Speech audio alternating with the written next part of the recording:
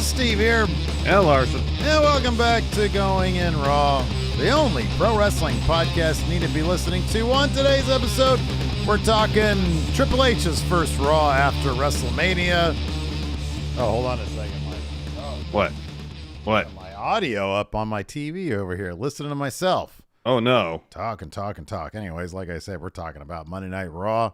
It was Triple H's first real Raw after WrestleMania. We're going to talk about all that. Do we have any news before this? I didn't even check. Really, all the news in here is related to things that happened on Raw.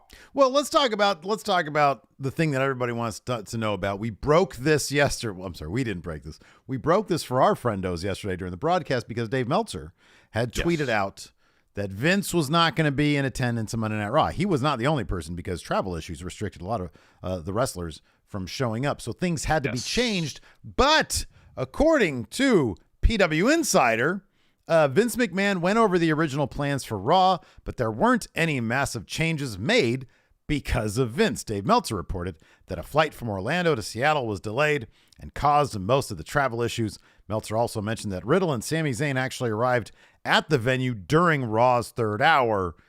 So I guess if they had not arrived, it just would have ended with the ones being thrown up after Kevin Owens suffered that beatdown. Yeah. But yeah, evidently, and again, I suspect this is going to be just a twice a week thing where we're all waiting to find out if Vince is going to meddle, if he's going to be there, what the deal is. But for now, anyways, it doesn't seem like he's traveling, at least. And I think once we get a couple weeks out and it seems like Vince not traveling to shows would be the norm, then and maybe it's folly to think this, but maybe at that point it'd be time to just exhale and relax a little bit about it. Never keep your guard down, Larson. Maybe the Raws after major pay-per-views, because I'm guessing Vince is going to be there for Mania, SummerSlam, Survivor Series, and the Rumble. At the least, maybe those Vince might get a little more involved in.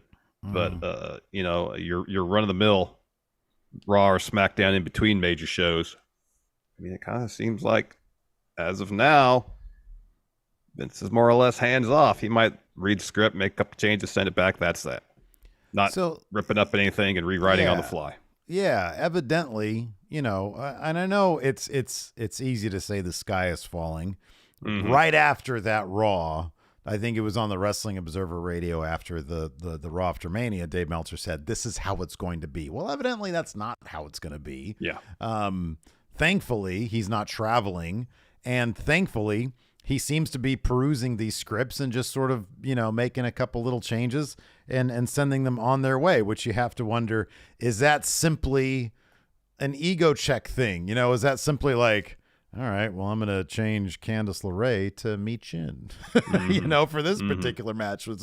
This person's not going to win, just to show people I'm still looming. I'm still around. I don't know what the reason would be necessarily, but that wouldn't shock me because Vince is weird like that. Yeah. I mean, if nothing else, it might not be so much because he would want this person to win rather than this person. It might just be, it might be, yes, I still have influence, and yes, I still make decisions around here, but also in small ways, hey, I know what's best. Oh yeah, absolutely. So it's he wants to keep his influence there to some degree, even if he's not in the weeds as he puts it on a regular basis. Yeah. Now it'll be interesting to see, now that this, we're I think the big sort of earthquakey news stuff is going to be done with as it pertains to the big deal. The deals, in principle at least, is in place, and now they're probably working to get the legalities and the corporate structure stuff so that these companies, WWE and UFC, can merge into one raw-gated thing called TKO.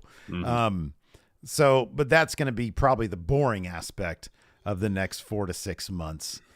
It'll be interesting to see if Vince gets bored with it, or if that's going to be something that consumes his time. I don't know how much he's going to need to be involved in that aspect of things. I mean, I legitimately don't even have any speculation on that because I have no idea what goes into a merger. Yeah, I mean, that's a good question. If he spends most of his time on a day-to-day basis working on reorganizing WWE's corporate structure so it can merge with UFC's corporate structure, to make the merger more seamless whenever it happens towards the end of this year, whatever?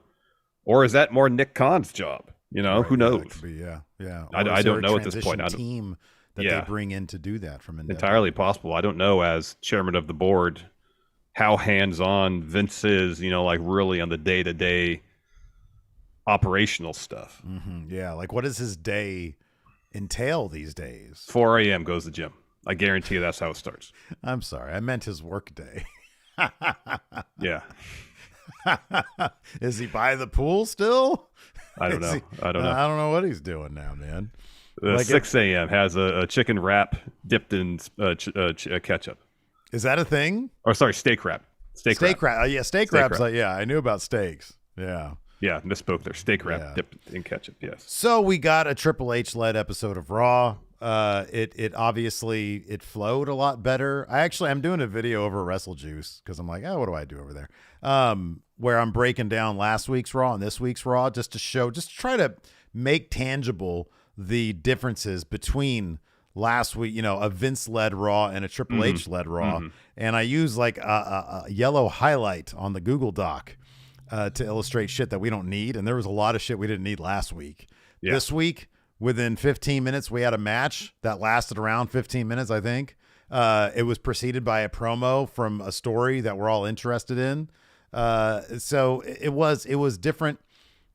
I'll be honest, I watched the majority of it live, and at no point was I like, this is a slog. This is irritating. Now, I was doing other stuff on my computer at the same time, like during commercial breaks, and there were plenty of commercials, as is always the case with Raw. Yeah. Specifically for Renfield this week, which I don't know, I saw a lot of people complain about. That movie looks funny. It's Nick Cage's Dracula. Come on. I know. Where's your sense of He's gonna be chewing up scenery like nobody else. Oh, I know, exactly. And you know, at the end of the day, it's going to be two movies people look back on: The Godfather and Renfield. Yeah. So you know, you need Citizen Kane. Give me Renfield. Right. Exactly. 2001, more like I'll watch Renfield 2001 times. 400 blows, give me 400 Renfields. Or 400 Renfields. 400 bites from Renfield. Breathless. I was breathless after watching Renfield. All right. Anyways, touch of evil, touch of Renfield. Okay, I'll stop. So yeah, we'll dive into Raw here. What happened here? So yeah, we got a new number one contender. Yeah. So I guess, you know, amongst the changes made to the show, I think originally it was supposed to be EO taking on Bianca last night. So then I think I read that Bianca and Montez were two of the people that were kind of hampered by the travel issues. And so they have this EO Piper Mia Yim triple threat match, Turbo Newman contender, and I actually kind of liked it because initially it was supposed to be Bayley, Piper, and Mia.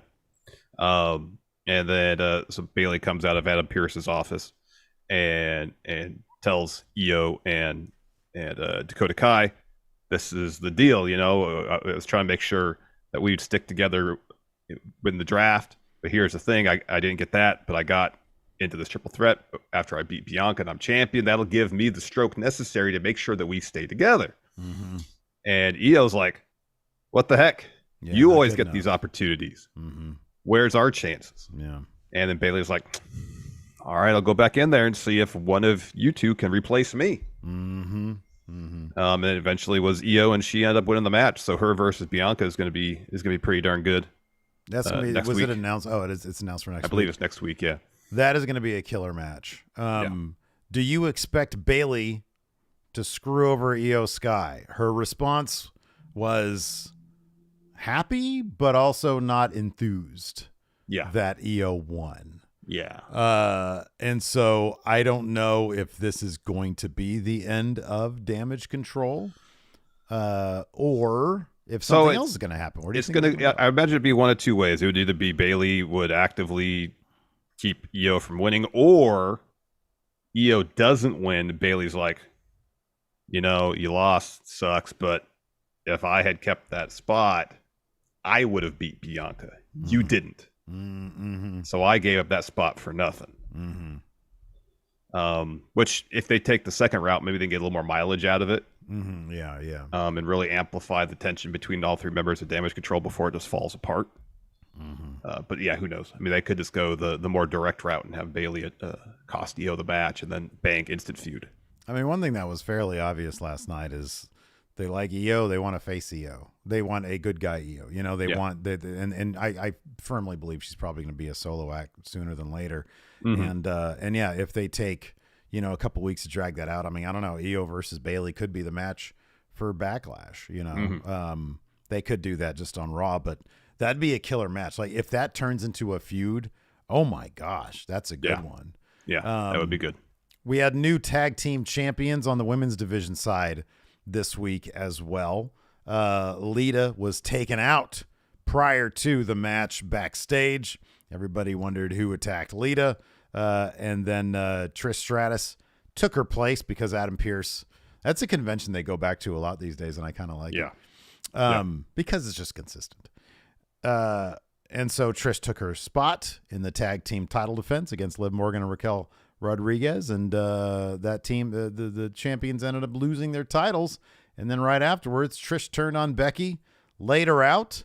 I like this, man. I think this is cool. Get Trish and Lita, I suspect. I know Lita had like some injury issues. But during when Vince was running things, it seemed like the idea of women having any sort of longevity, if you weren't like Natalia, who's been around forever, was like a foreign concept. I love the idea that, you can bring in older dudes, or the WWE has brought in older dudes since, time has begun, basically, since the company's been around. Yeah. But they seem to be hesitant to do the same thing with women. Mickey James had like a run, but even she's like not even that old. No. And now, they're given something substantial to a Trish Stratus and maybe to Alita, when she comes back from her injury. Where do you see this going? Well, I mean, Meltzer says Trish and Becky is probably headed for SummerSlam, which is still about 4 months off. So, I imagine it'd be a situation where Trish attacks Becky here. Trish is probably going to go back to Toronto for a bit. And then, there's something they might revisit on occasion between now and the summer. But, probably in July, this feud will really start picking up steam.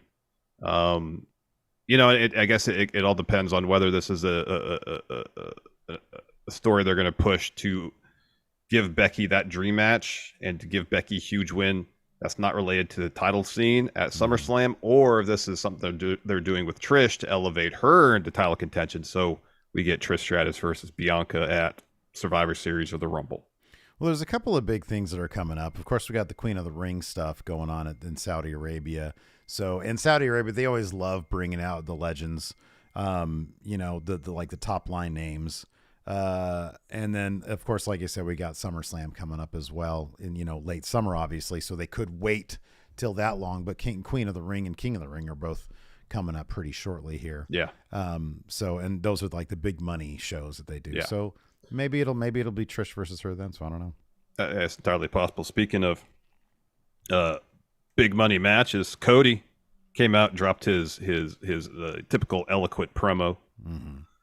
Spent a lot of time just to challenge Brock Lesnar to a match at Backlash. Kind of somewhat surprised that they would have the bout here as opposed to, say, King or Queen of the Ring, because for Backlash it seems like they've already got a couple matches that could main event that show. If Roman's not going to be at Backlash, they're probably really going to want to amp up the star power. If it's a situation where Cody, if they're really doing the Cody runs into adversity story here, Cody could very well lose this first bout and then have the rematch at King and Queen of the Ring, and he gets his win over Brock there. Or Cody could just fall on hard times, if you will, and then on his way back up to the top, have another match against Brock and beat him there. I like that nowhere in any of your scenarios does Cody simply win against Brock at the next pay-per-view. Oh, it's entirely possible that happens. But I feel like if he's going to face adversity, he's got to hit rock bottom before he rebounds. He could either lose now and get his rematch, or he can lose now and not get his rematch. Those are your options. Yeah. Rematch later or rematch like right after. Yeah. How about this? Cody squashes Brock at Backlash. Well, Backlash is also one, I think, what is it? Puerto Rico's paying WWE like $15 million or something for that thing. So I think they're going to like load that one up, I would think. I mean, that's sort of probably the possibility for that. I mean, they might bring Trish back even for, wait, so what did Meltzer say about Trish? Trish and Becky at SummerSlam. Oh, okay. So is the idea Trish is the one who beat up Lita? Is that the idea? I mean, I wouldn't be hard to make that assumption. Right, yeah. So maybe we'll get Trish versus Lita at Backlash or something maybe. that. I don't know. I mean, yeah, there are a bunch of big matches already for Backlash that are planned. Yeah, Cody sure does like the scenic route in those promos. Oh, yes. That's for sure. Always has. Takes the long roads. Ah! Oh, I get it. That's good. Because his last name is Rhodes. Sometimes he takes the roads less traveled with his choice of vocabulary, huh? Yeah, sometimes he takes the scenic route. Anyways, so yeah, he came out, you know, holding his ribs. You said somebody on Twitter mentioned that he looked 10 years older. Yeah, and, he did. He looked tired. Yeah, he did look tired. He looked tired and beat up. But you know, if I got decimated by Brock Lesnar, I'd probably be the same way. I sure wouldn't show my face. I mean, honestly, if I got decimated by Brock Lesnar, I wouldn't show up for work the next week. Call him sick for several weeks. Not at all. I wouldn't be talking all Shakespearean and stuff. No, much less challenging Brock to a match and saying, I'm afraid of you, but you're my next victim. Mm-hmm. Man, I wouldn't talk that way to Brock Lesnar. I've been in his presence before. He's scary. I didn't like being within 30 feet of the guy. That was terrifying. I know. Oh, man.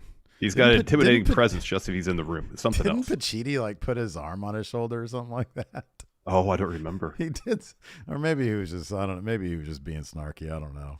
That dude. Anyways. And then also, we talked about that and then we talked about that. So yeah. I mean, it was a show focused on, wait, sorry, what? A lively Raw last night. I mean, it was a show focused on in-ring action. You know, if they were kind of short on talent because of travel issues, you know, and I appreciate that rather than fill time with a bunch of talking, they had some matches and they were good matches. Yeah. Everything, again, that was one of the glaring issues last week is that a lot of the stuff that was going on, it just didn't seem motivated. It's like Amos versus Elias. Why are we having this match? Yeah. Why is there no story behind the Street Profits versus Owens and Zayn beyond the Street Profits won at WrestleMania? So now they just take this clean loss to Owens and Zayn, and then they don't even do a thing where they tease any sort of, you know, discord between, between the Street Profits. Everything just seemed to exist in a vacuum, and this and last night was a typical Triple H thing where things are happening backstage. You go from one thing to the next thing. Everything seems like it's one big world, whereas with Vince's running the show, it's those little details, you know? Yeah, that's also where Riddle, right prior to being off TV, he was feuding with Seth, but prior to that, he was enmeshed in the bloodline stuff. Mm-hmm. Yeah. And it makes sense to have him come back and revisit that as opposed to have him go off in a feud with The Miz for some reason. Yeah. So that's going to be a thing now is the Usos and Solo and Kevin Owens, Riddle, and Sami Zayn. See, we are getting a 6-man tag match. It's not with Cody, though. It's with Riddle. That makes a lot more sense because Riddle's like down here and Cody's up here. Yeah. Yeah.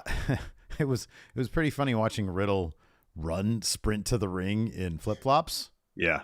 Because you can't sprint in flip-flops. No. Even Matt Riddle, like an elite level athlete, you see him and he's just shuffling along. I'm like, why didn't they just have him take off the flip-flops? That's stupid. I know. Because then it literally looked like he got out of bed to chase off an intruder, Steve. Well, he had a shirt on, though.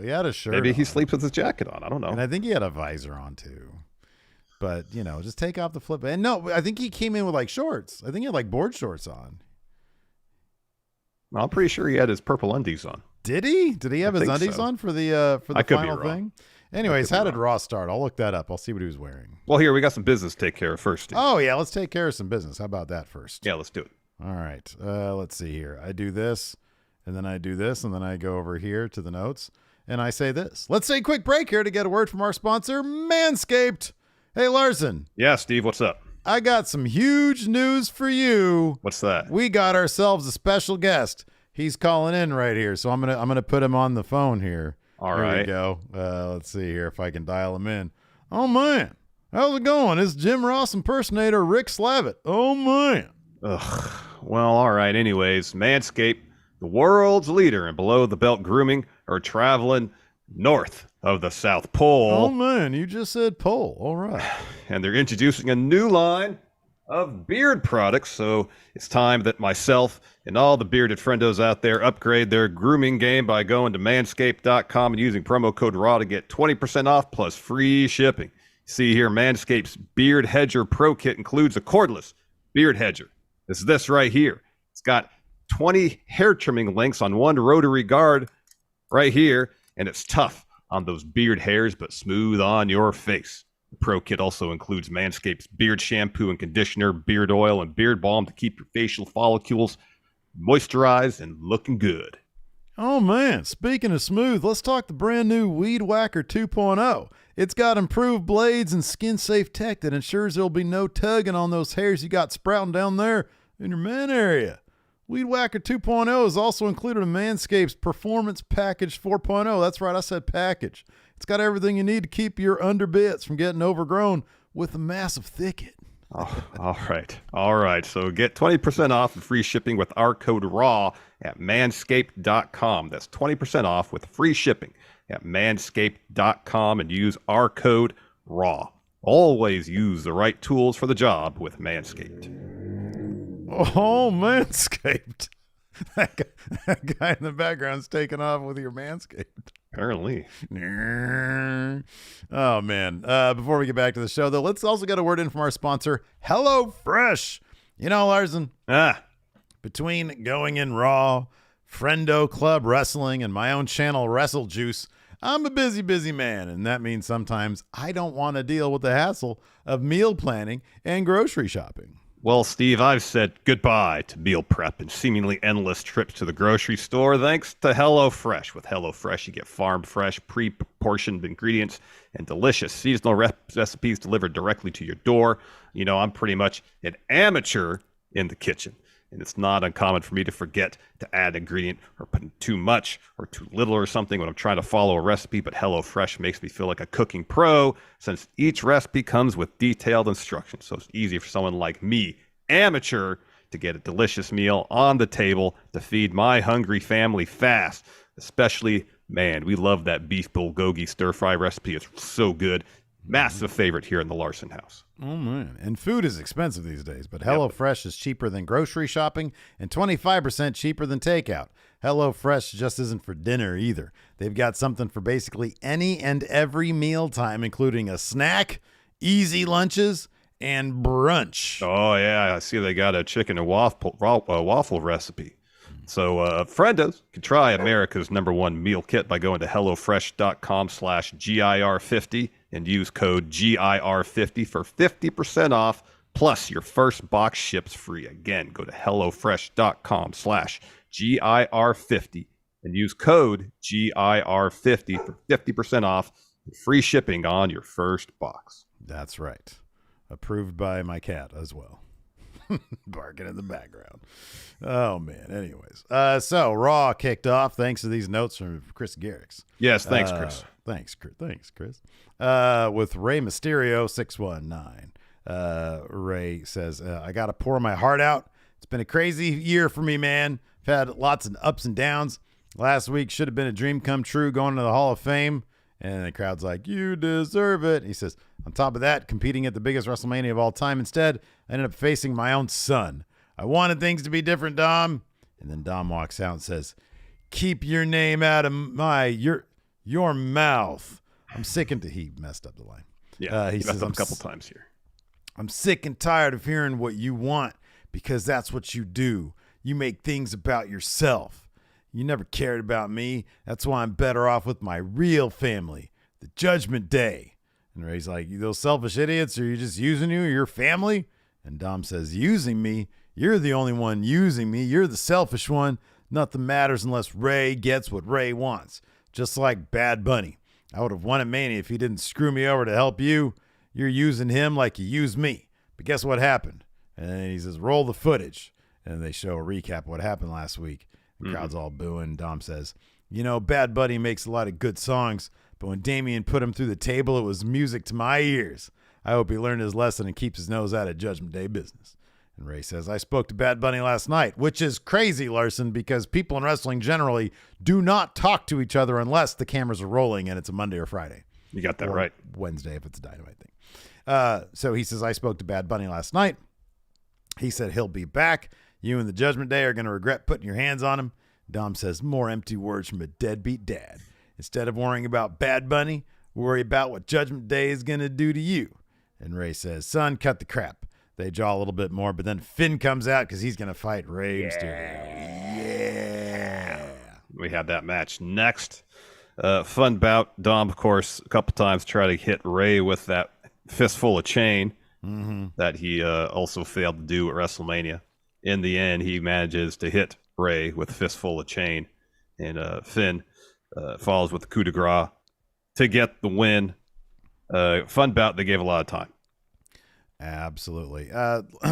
Just real quick here, we got some super chats. Oh, cool. First up from Costanza78. Can't stand you.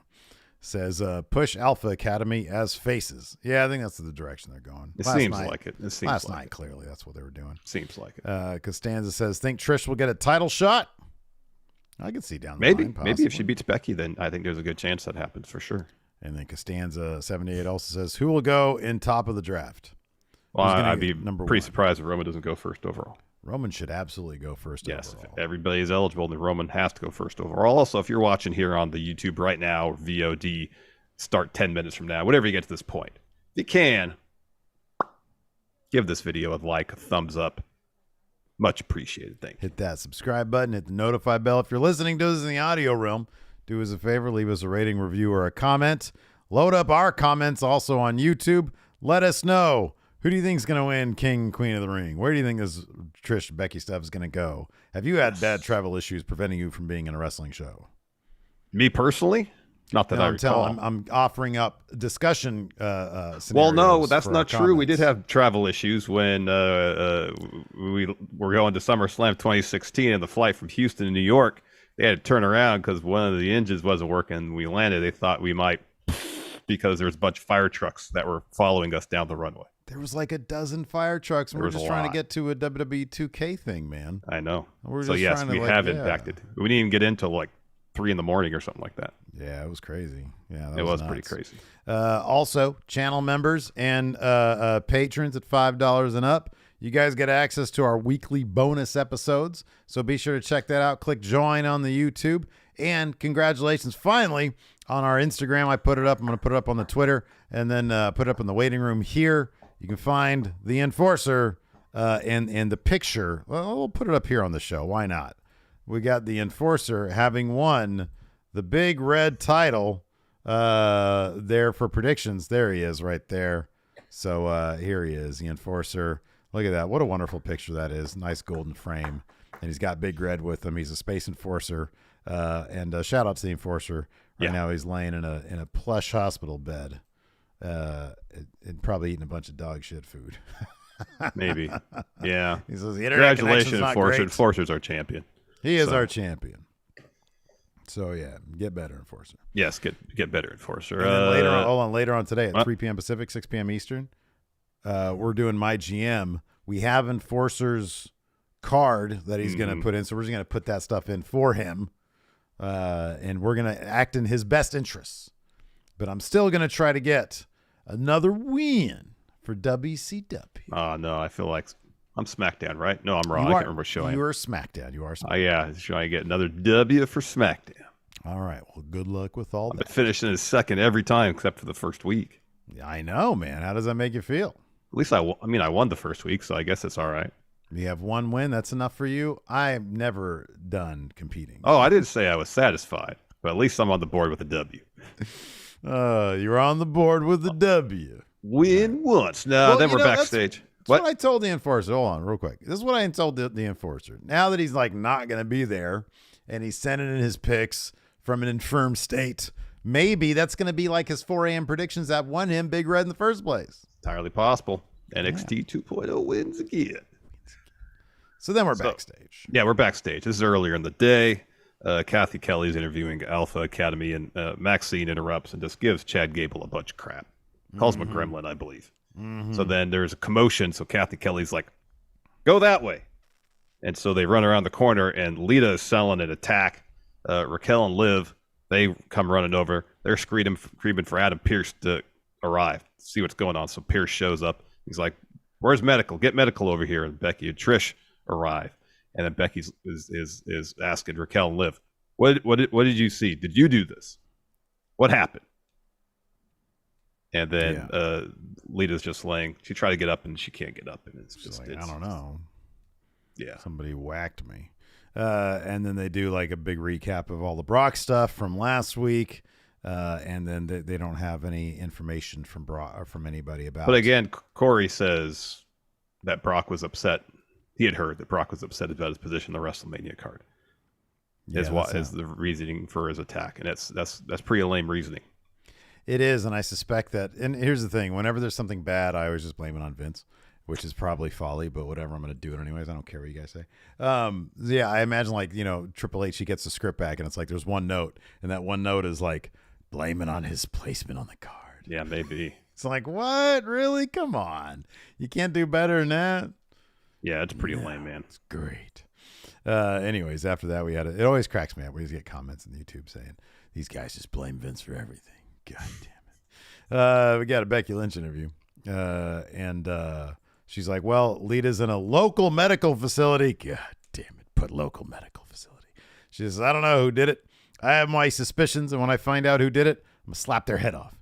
These people are promised a tag bitch. And I was going to go do it solo, but somebody came to me with a pretty good idea. And then Trish walks up and says, we made a pretty good team at Mania. It's the least I could do for Lita. And then Becky says, the match happens not only tonight, but right now. Whoa. Right now. Da. So that match was next. We got Raquel and Liv taking on Becky and Trish.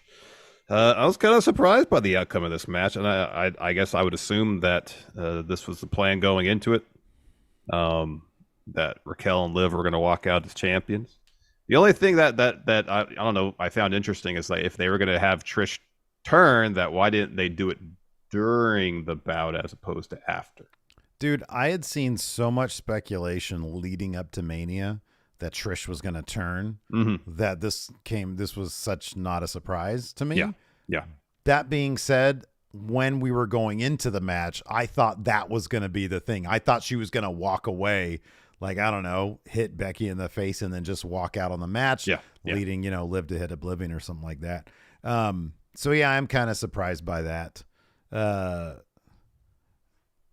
mean, in characters, the kind of thing where like, I don't know. What was the finish to this match? Who actually? So Becky hits a manhandle slam on Liv. Raquel breaks up the pin. Yeah. And then Becky kicks Raquel out of the ring. Kicks Raquel out of the ring. Tags in Trish. Becky then takes out Raquel on the floor, and then Trish is looking for Kiki James, and then Liv ducks it and rolls her up to get the win. Mm-hmm. Yeah. So is this situation like out of frustration, Trish decides, Yeah, because I find it difficult to believe that she would like just sort of willingly lose this match, or if it was a situation where she was like, okay, yeah, let's talk about character motivation. So what? She beats up Lita so that she can be in this match to lose these tag titles and turn on Becky? That's weird. I know. That's weird. That's why if she's the one that attacked Lita, why not just attack Becky and then cost her the belts? Unless maybe she was like, I'm attacking Lita because screw them. But then she's put in an awkward spot where Becky's like, hey, will you tag with me? She's like, oh, crap. I didn't see that coming. Sure, I'll tag with you. But then she loses because she's a bad guy. And then she's like, well, I'm just going to put all my cards on the table here.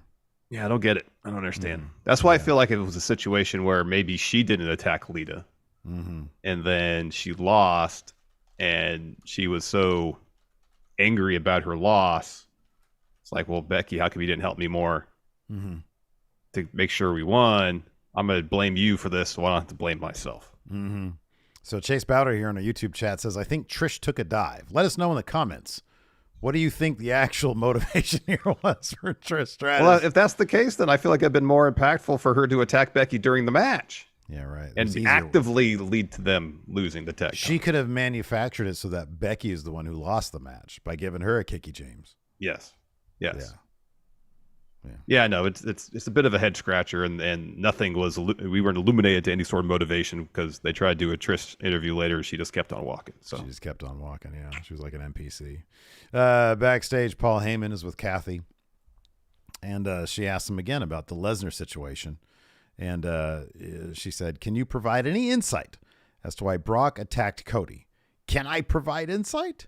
Yes, I can. Thank you. Question asked, question answered. What about another? Like, what about the match tonight with Kevin Owens versus Solo Sikoa? Kevin Owens isn't just a problem. Kevin Owens has a problem. Sammy isn't here. Matt Riddle isn't here. Flight delays. They were at an airport, and one of them said, "Bro, what are we doing tonight on Raw?" The other goes, well, Solo's looking for us. Maybe the later flight. That was pretty funny. That was pretty funny. He says they're both smart enough not to mess with Solo. Owens isn't that smart. He comes in with 0 allies and fewer friends and 1 leg, which makes him the literal one-legged man in an ass-kicking contest against a very capable 2-legged Samoan, and not just any Samoan, but the enforcer Solo Sikoa. Solo's here. I'm here. The Usos are here. What kind of people would be so despicable to follow the tribal chief's orders to solve the Kevin Owens problem? You know who. We the ones. So E-Tank has a theory about this Trish-Becky situation. E-Tank says she might have attacked Lita because she's jealous that Lita is the one getting all these legend spots and even earned the tag titles that she never got to earn herself. So taking out Lita would have gave her that moment to be tag champ, but when she lost, she lashed out at Becky. I like it. I like that. That's good. But here's the thing. Okay. It's one thing to fill in for someone as tag champ, but if she had won the match, then she could have said, "Look, I won a match to retain the tag championship." Well, the idea here is that she I get lose that. it on purpose. She lost the match. It's all convoluted. I don't know. Well, there's no guarantees that you're going to lose a match. You're not going to have chemistry with somebody who you secretly kind of hate. Yeah.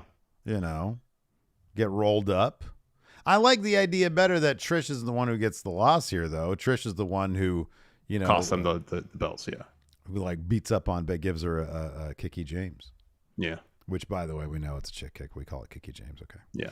After that, we had a Trish Stratus interview, or so we thought. Byron's backstage. She walks up, says nope, and then walks past him. She actually doesn't say anything. She just walks. Yeah, she doesn't say anything. Then Dakota and Io are backstage outside Adam Pearce's office. Bailey walks out, and Bailey says, I tried to get you a tag title rematch, but he kept talking about the draft. I told him to keep us together, but, I didn't get any assurances there, but he did put me in the triple threat with Piper and Mia Yim. Winner gets the title shot against Bianca. So when I win the championship, I'll have the power, and therefore I'll be able to keep us all together. Mm-hmm. And then Io responds, and Dakota says, I think she's saying, what about us? Like, where's our opportunities? And Bailey says, well, I can go talk to Adam Pearce and see if one of you two can replace me in the triple threat. And that ended up happening. Io ended up getting that spot. Yeah. I half expected Bailey to come back and be like, oh, he said no, I couldn't do it. Oh, it'd be like the Abe Simpson thing. She walks in, comes right back out. Nah, he said no. Yeah, immediately. After that, we had Bobby Lashley versus Bronson Reed. This was awesome because it was just a couple of big dudes going at it, and there was no finish. It was just a double DQ because I think they got counted out. Yeah. You know what makes it even more impressive? That Bronson Reed, I think, said on social media that he's recovering from the flu. Oh, wow. I know. Oh, wow. Yeah, that is tough. Yeah, so Lashley had a hard time getting him in the hurt lock, and eventually when he did, Bronson Reed was able to get to the ropes and roll them both out, and they went to the outside. And there was actually a really good shot. It was some good TV work, some good camera work, where they're just battling out, and then they sort of battle near the Andre trophy, so that's like in the foreground while they're all fighting in the background. It was some pretty decent TV. After they got counted out, they still keep fighting, and a bunch of refs and producers come down. We have a good old-fashioned Triple H pull-apart brawl. Yep. One of Triple H's favorite things, pull apart. After that, Cody comes to the ring to drop a promo. Whoa. So he's really grabbing his ribs, Maybe under his suit and shirt, he's got some DDP rib tape. Who knows? Oh, yeah. So he says, "So Seattle, what do you want to talk about?" Typically a redundant question. I normally have focus. I came back. I was talking about Seth, then my pectoral, then the Rumble, then WrestleMania, and finishing my story. After last week, it feels cloudy. Let's unzip this together then, shall we? At Mania 39, the main event, I lost. I lost to our champion, Roman Reigns. This polarizing moment, people pointing fingers. I would say you blame me. I did not calculate. I did not adjust for the length that Roman would be willing to go to. It is my fault. I lost, and I am sorry. I heard two things after this match. One from my dear friend Matt, probably Matt Cardona. Yeah, says, apparently Cardona tweeted after that and admitted it was him. Yeah. Says, do wins and losses even matter at this point? You're in the main event of WrestleMania. And Cody says, absolutely. What's the point of stealing the show if you don't walk away with the prize? The only ones saying that are Hall of Famers and the ones who have had their moment, who have finished their stories. The other thing I heard, and I believe Mr. Heyman said it, is if he ever wants to challenge again, he has to earn it. Earn it. That basically refutes, dismisses not just my whole career, my whole life. At one point, do we go from where I started to legacy to Stardust to being an EVP to walk into the forest and walking out leader of the pack? Earn it. I am it. Now our unfinished story has a little wrinkle to it, though. Brock Lesnar. You know what's more embarrassing than 80,000 people watching you lay in the middle of the ring with a rubber chicken by you? Yeah. When you go in the next day, you pick yourself up and look for retribution. You go in and you offer your partnership with the beast, and it ends in destruction.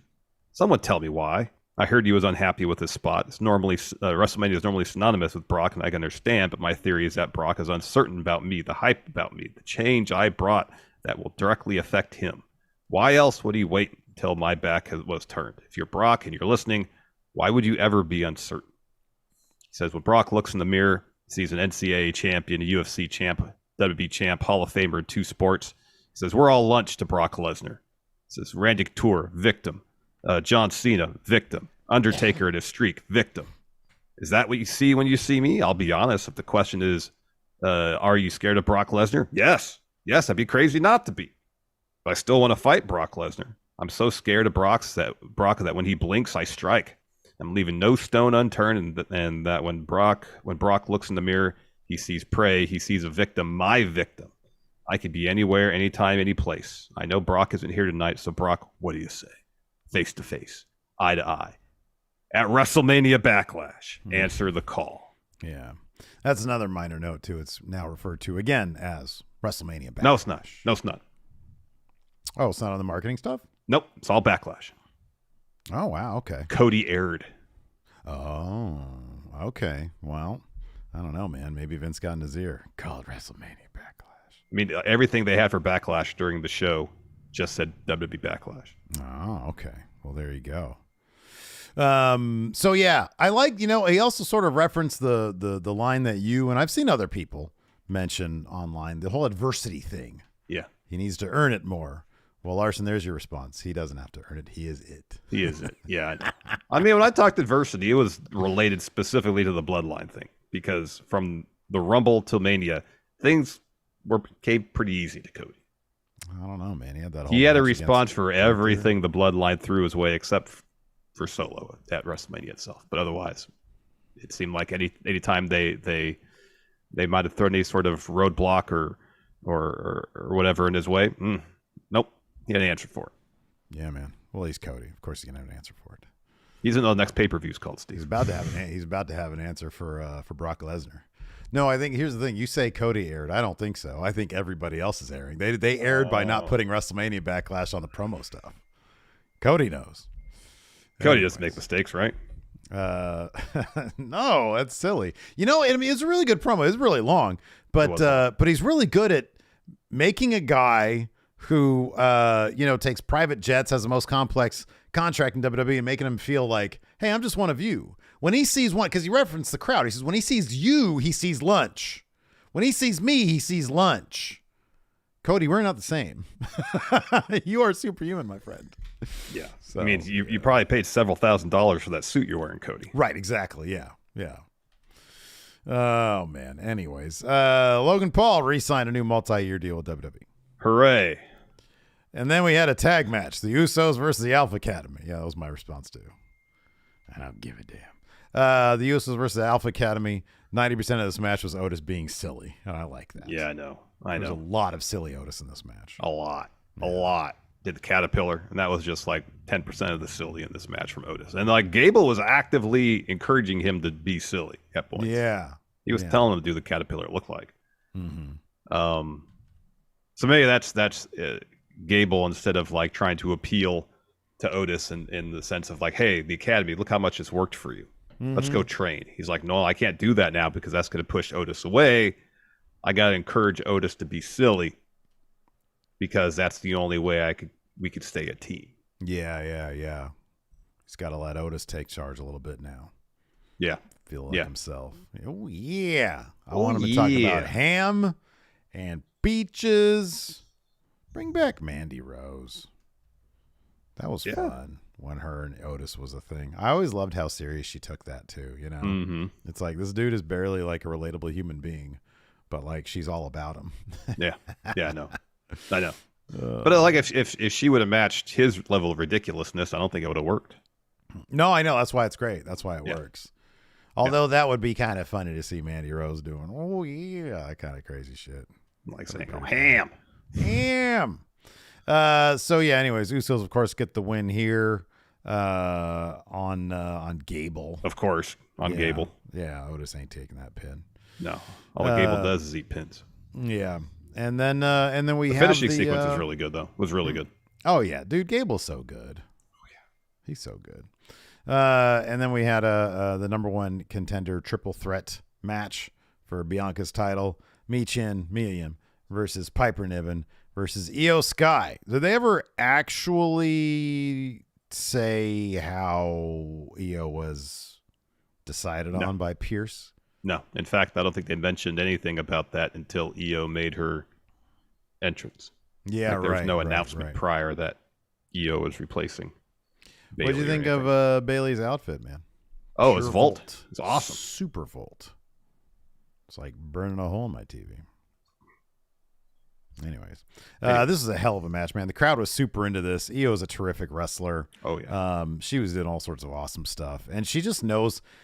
She's just one of those that just knows how to get the crowd into it through like, I think like the pace of her match or something. You know, it's like you can build a match in a certain way that really maximizes the crowd value, and she just knows how to do that. Every single one of her matches, like it doesn't matter where it is on the card, crowd's going to be into it. And I think it's probably because of just she's such a good wrestler, man. Oh yeah.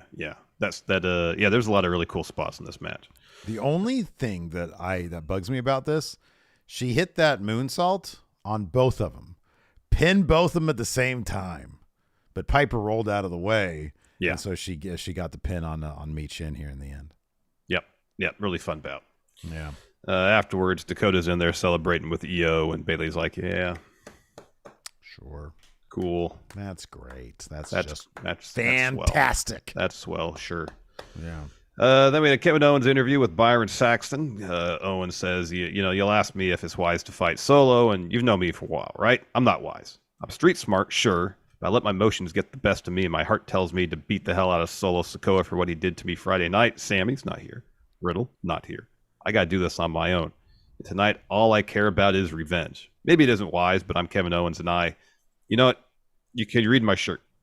Now I'll tell you what my philosophy is. So he turns around, and Byron says, just keep fighting. And Owen's like, great job. Yes. Yeah. So he left. Yeah. Byron did do a good job reading that. Yeah. Just keep fighting. Yeah, it had some gravitas to it. It did, yeah. Byron is so wasted. They shouldn't have him doing interviews, man. I know. Put him back on commentary. I know.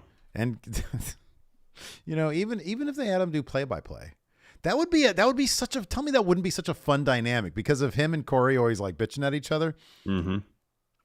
Like that would be so great. Kick Kevin out of there. Kevin was fine doing interviews. I know. Dude, he's not good at commentary. Anyways, it's so weird that it's so glaring, you know? I know, because,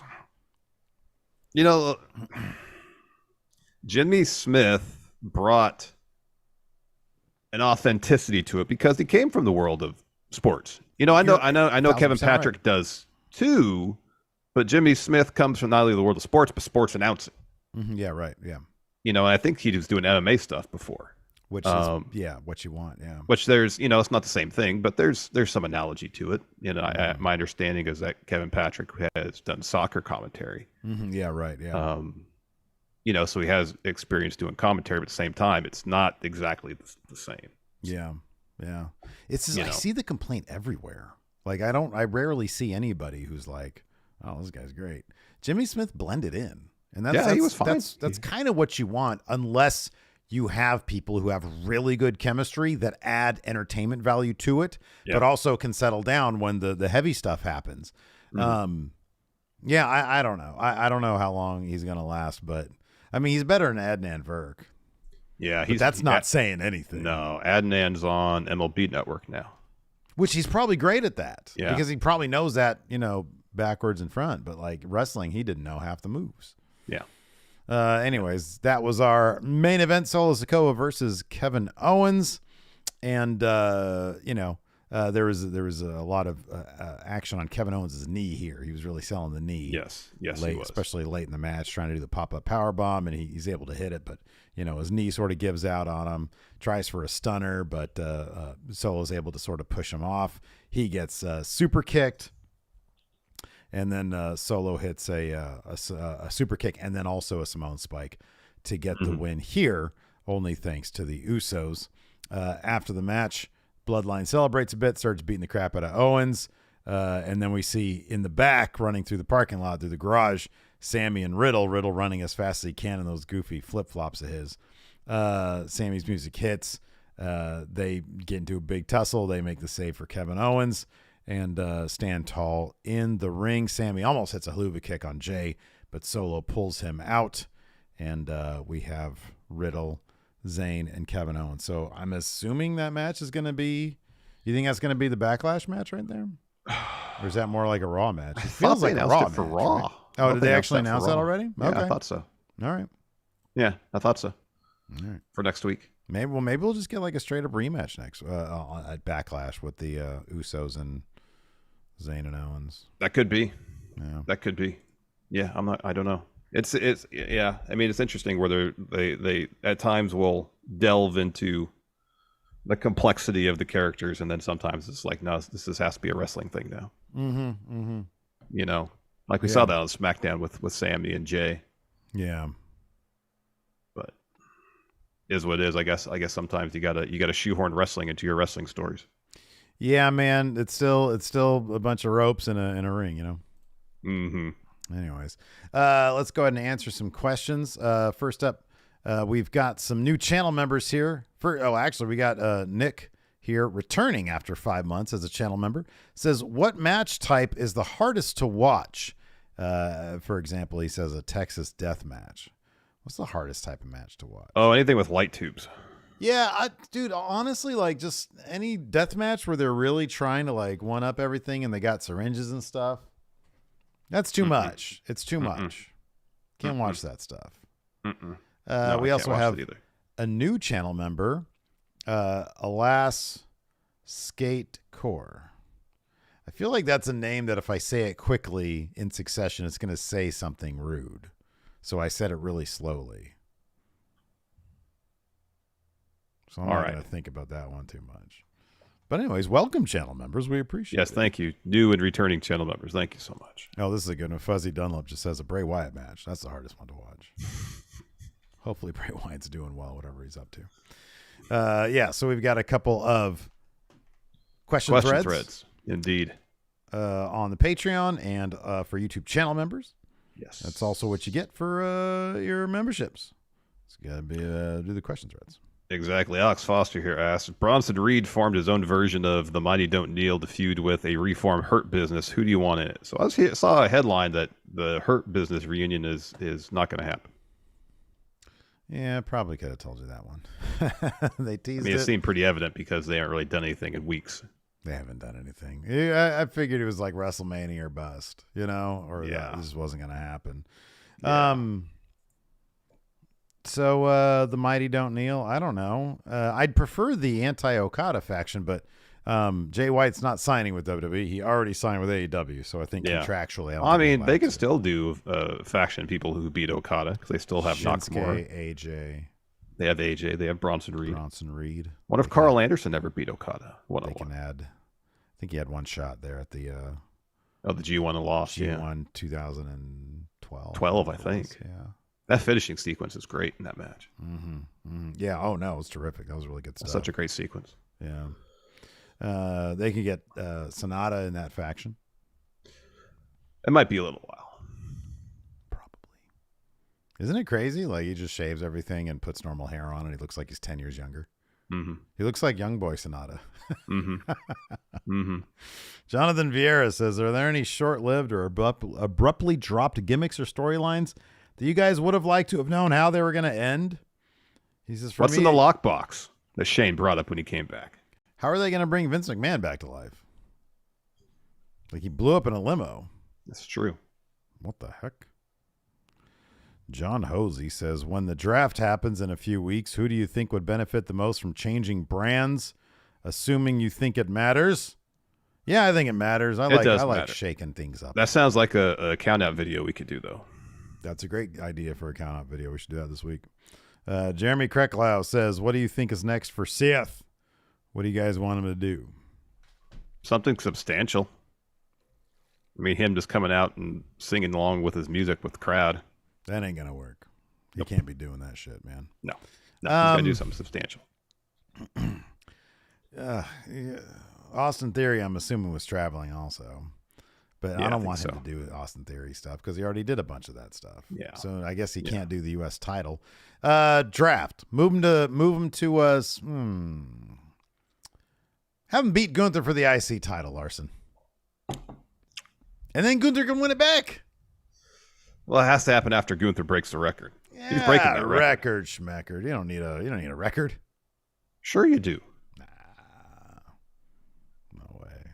How about this? What? How many? Oh, it's like 9. Isn't the record for number of reigns on the Intercontinental Championship? Isn't it more than that now?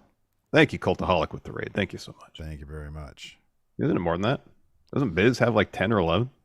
Does he? Holy crap. I thought it was more than 9, but I could be wrong. I think RVD is 9, but you'd probably be right about that. Because Jericho had it a bunch. Yeah. And the Miz has had a bunch.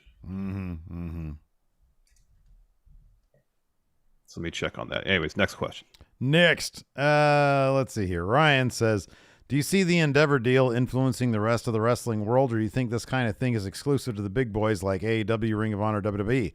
This seems like, to me at least, it might set a precedent that media companies buying up smaller wrestling companies may be the future of this business.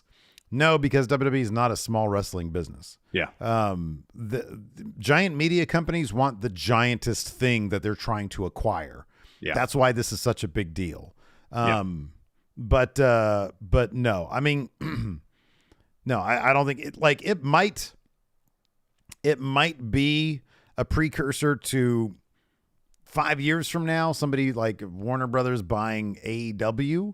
If Tony Khan's able to raise the stake of AEW to such a degree that he can get whatever, $1 billion for it or something like that. I don't know. Yeah. But no, this has nothing to do with anybody smaller than WWE. Yeah, little to no bearing.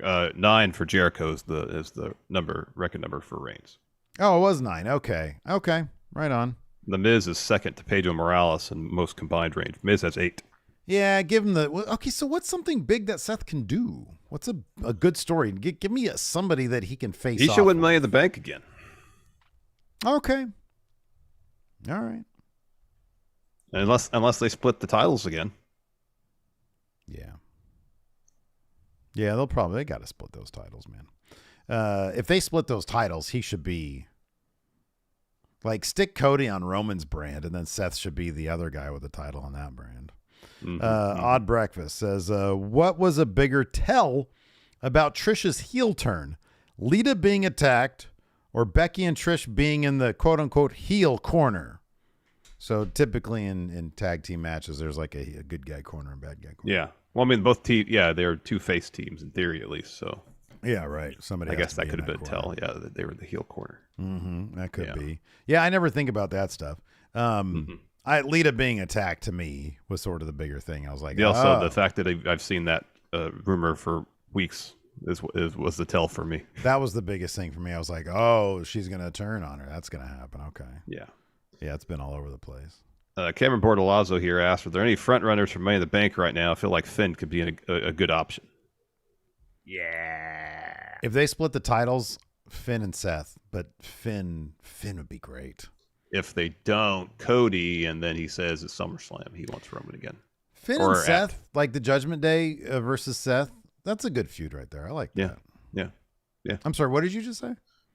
Cody wins Money in the Bank, and either at SummerSlam or I guess there's a Madison Square Garden SmackDown shortly after Money in the Bank. Cashes in there. Cody would totally be a call his cash in thing. Though. Yeah, in advance. Yeah. Yeah, right. It wouldn't be an opportunistic one, no. Antonio says, would it have made more sense for Cody to go after Solo at Backlash? Well, I mean, that's assuming that Brock didn't attack him. Yeah, right. Yeah. D. Evans says, with a sub for 9 months, says, are you adding the My GM VODs on Twitch? I missed the live stream.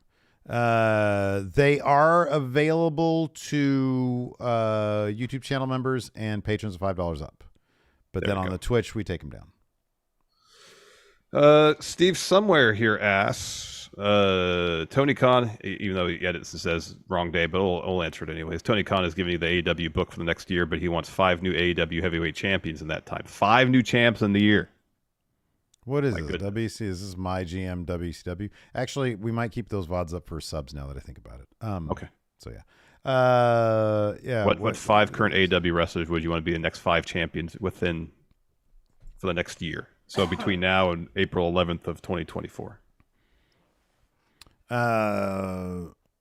Okay, wait. We're supposed to, when you say heavyweight champion, you just mean world champion? Yeah, world champion. So I'm gonna say Adam Cole. They don't have heavyweights over there. He beats MJF, and then Keith Lee beats Adam Cole. Okay. Coming out of the Swerve feud, because Keith Lee mentioned Adam Cole in his interview last week, Jericho. Mm-hmm. And then Swerve beats Keith Lee for it. Okay.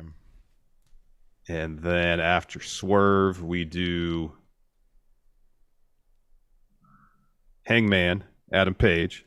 Okay. No, we'll do Hangman. Okay. I'll have him last. Well, that's tough because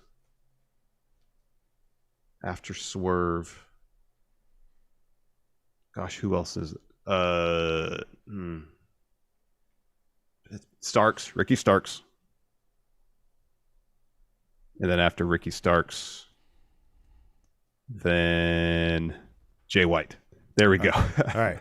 I got Cole to Hobbs to Wardlow to Swerve to Malachi. I think Malachi Swerve could be a really cool feud. That would be cool. Yeah.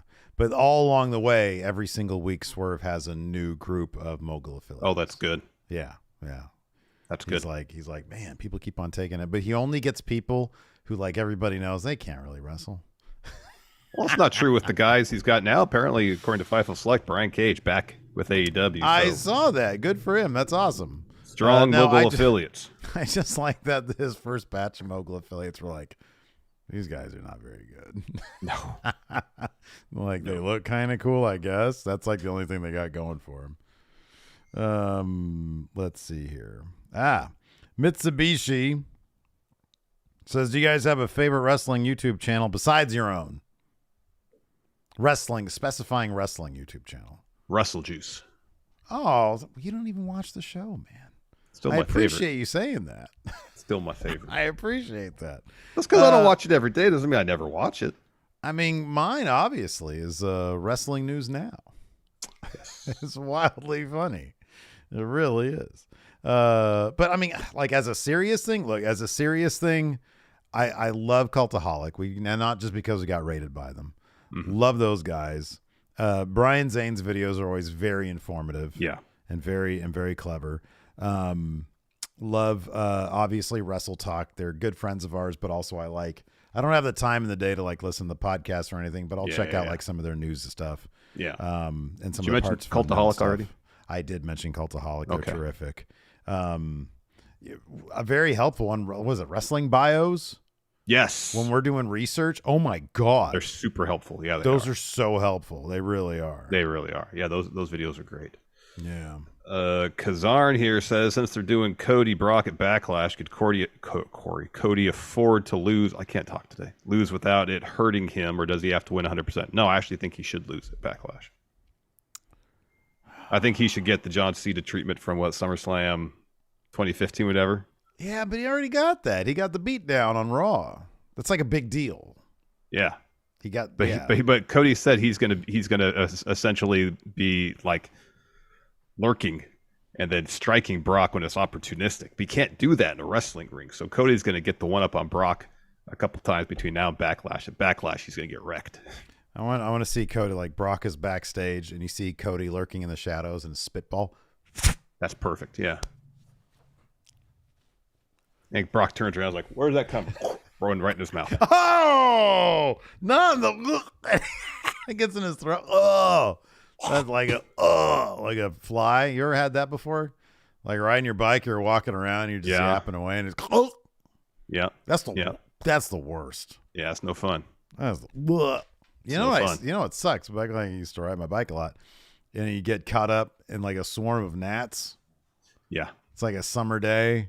You're like riding around. It's like sort of the sun's going down, and they just come out everywhere, and they're like super low, and they're just like around your face. Yeah.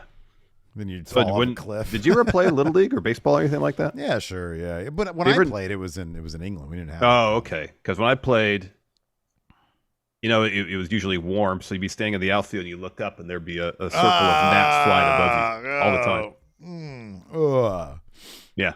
Yeah. The worst. Yeah.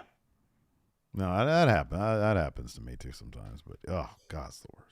Luis here asks, will NXT be involved in the draft? If so, who do you see want to... Oh, okay. We already kind of asked something similar to that. Do we have any super chats? Jeremy Marquez here asks, not WWE related, but what are your thoughts on Bullet Club turning on LP? LP's out of Bullet Club just after he debuted the Bullet Club Black and Gold. Is he still going to try to do like a Black and Gold LP club of some sort? Maybe him, Rock Hard, Switchblade. Hey, sweet boy.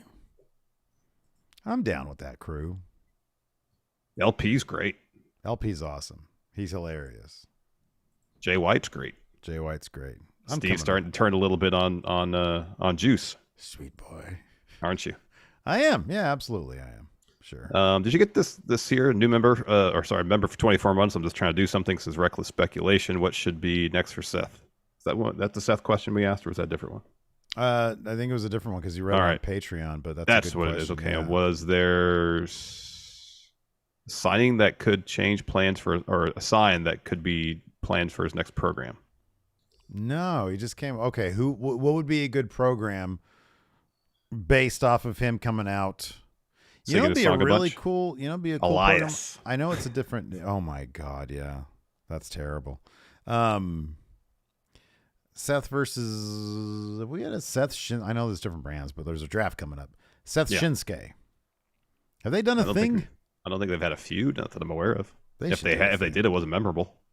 Yeah. Right. Yeah. There you go. Seth Shinsuke. Do that because who wouldn't want to see that match? I'm sure they've had matches before, but like I want a freaking feud. Yeah.